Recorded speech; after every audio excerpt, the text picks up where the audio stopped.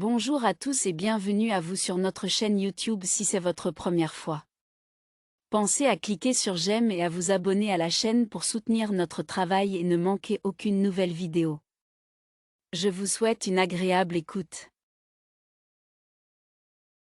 Selon les experts, les quartiers aisés de Vancouver pourraient subir une légère baisse de prix au cours de l'année prochaine.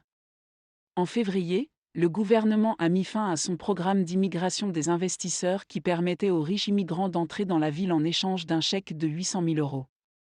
Si ce programme a perturbé de nombreux Vancouverois, il a néanmoins eu un impact considérable sur l'économie locale. La plupart, sinon la totalité, de ces riches immigrants ont choisi de s'installer à Vancouver, ce qui a fait grimper le prix de l'immobilier dans la ville.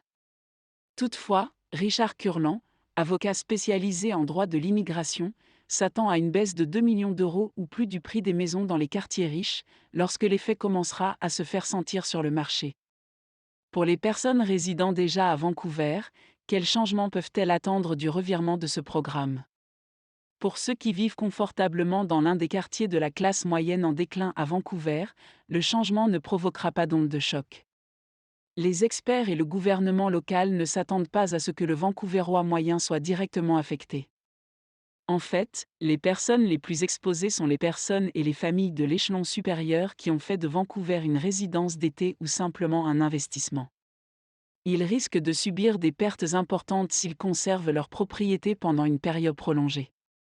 Étant donné que les millionnaires ont tendance à vivre dans les mêmes quartiers, ce sont les endroits de l'immobilier de Vancouver qui risquent d'être touchés. Qu'en est-il du reste de la ville ? Le prix global de l'immobilier va-t-il baisser avec l'arrêt du programme ? Les experts ont des réponses mitigées à ces questions. Ce que l'on peut savoir, c'est que le marché de l'immobilier et d'autres marchés facilement touchés, comme les concessionnaires automobiles, verront une légère diminution du nombre de ventes qu'ils réalisent. Sans l'afflux régulier d'immigrants fortunés venant de pays comme la Chine et les nations riches en pétrole du Moyen-Orient, le marché du luxe ne peut que subir une influence. Cependant, la ville y voit une méthode pour regagner l'immigration de personnes qui souhaitent rester à Vancouver à long terme. Depuis 1986, les riches immigrants ont fait grimper le coût de la vie dans la ville et désormais, ils ne seront plus à l'origine des tendances. Pour la famille moyenne de la classe moyenne, cette décision du gouvernement pourrait être une bonne chose. Cependant, les personnes travaillant dans l'immobilier et sur le marché du luxe sont loin d'être ravies de ce changement. Bien que cela puisse prendre plusieurs années avant de ressentir réellement les effets de l'inversion de la loi.